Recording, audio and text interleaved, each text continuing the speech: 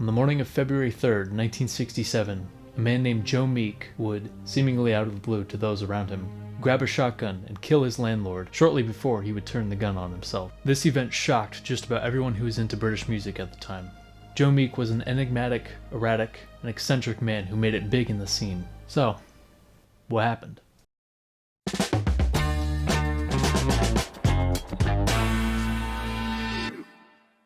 Robert George Meek was born on April 5th, 1929, in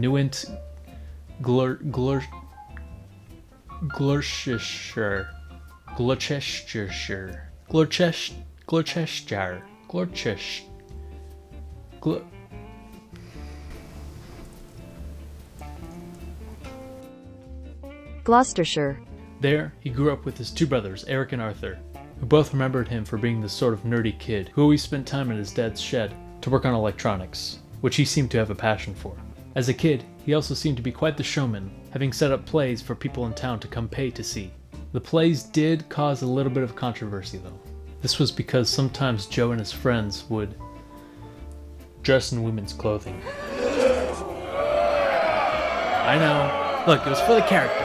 Later, at 18, Meek would be enlisted in the Royal Air Force as a radar mechanic, where his fascination with electronics continued. After his time in the Air Force, he decided to put his skills to good use, and worked a multitude of jobs relating to audio recording and engineering, such as recording studios and radio stations, making connections along the way. However, in this period, any unique or artistic changes that Meek would propose would quickly get shot down. After all, he was just an audio engineer, meant only to do what the producers wanted. But Joe Meek was not satisfied with this. He had his own unorthodox, experimental style that he wanted to display. One of the more famous stories to come out of this period in Meek's life was when he was recording the jazz single Bad Penny Blues by Humphrey Littleton. Instead of recording the sounds as they're normally heard, Meek added more compression and even slightly distorted the sound coming from one side of the piano. Fortunately, Littleton hadn't noticed since they never went over the recording together, and the song went on to become a hit.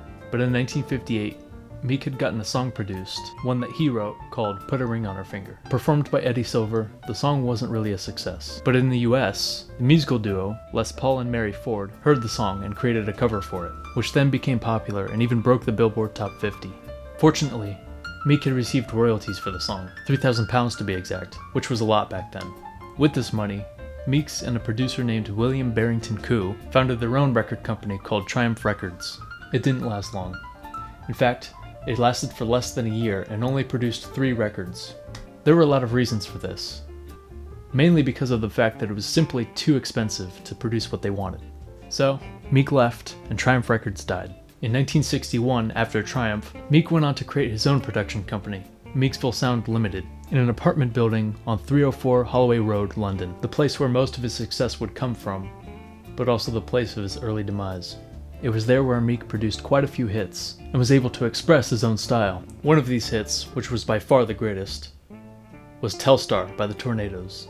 But before we talk about that, let's talk more about Joe Meek as a person.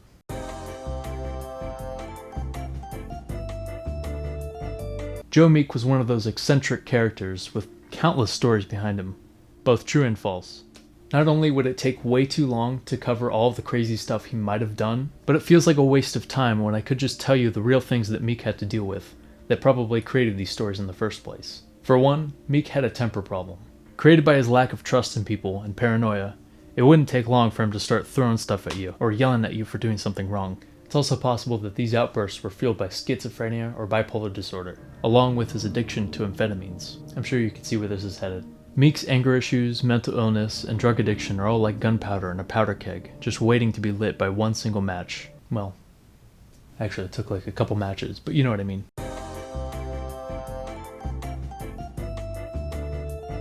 Joe Meek had produced several hits at this time and wanted to take his style to the next level. At this time, Meek was known for his strange style, overdubbing instruments, adding reverb, and recording the instruments from extremely close distances, sometimes even getting inside the instrument itself.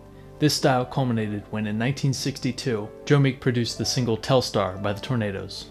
The song had a very space-age feel to it, not only because it was named after a communications satellite that was launched into orbit that same year, but because of the clavioline, an electronic keyboard that predated the synthesizer. This instrument, along with Meek's distinct style, gave the purely instrumental song a weird and campy feeling to it. After the members of the Tornadoes heard it for the first time, they actually didn't really care for it. But that didn't matter, because the public did. After Telstar was released, it became an instant hit. Not only did it reach the US Billboard #1 hit, but it even knocked Elvis Presley off the #1 spot on the British charts for 4 weeks. And so, that was that. Joe Meek produced hit after hit for the rest of his career, making enough money to retire early to a mansion in Malibu. Oh. What? The title? The intro? That was just clickbait. None of that happened. No. There's still more to the video. Okay, fine, I lied. What, so we're not supposed to have happy endings anymore? Fine. You know what? No, that's okay. That's right. Yeah, no. Your choice. We can go with the bad ending. That's fine. Your choice. Let's go. Run it back.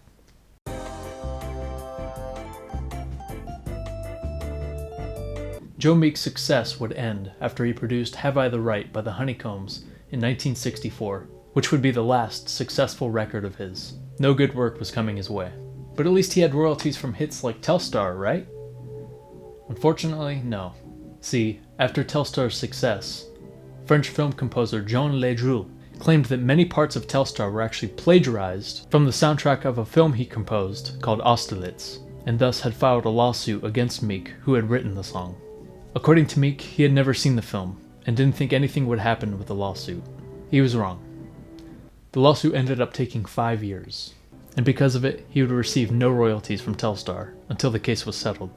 Meek was losing money fast, and while this was the main match that lit the powder keg, it also didn't help that Meek was gay at a time when being gay was literally a crime in the UK. In fact, Meek was arrested and fined for importuning for immoral purposes in a public bathroom. After this, Meek would be subject to ridicule and even blackmail for his homosexuality. And so, with all these circumstances smothering Joe Meek, seemingly breaking his life apart, he snapped.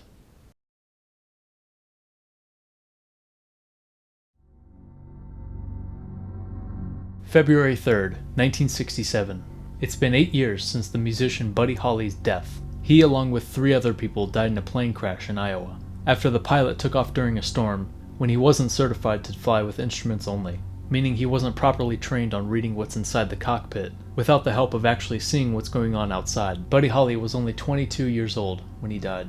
Now, a couple years before that, Joe Meek would attend a tarot card reading and chose to see the future of Buddy Holly, who was his idol. The reading would tell him that on February 3rd, Buddy Holly would die.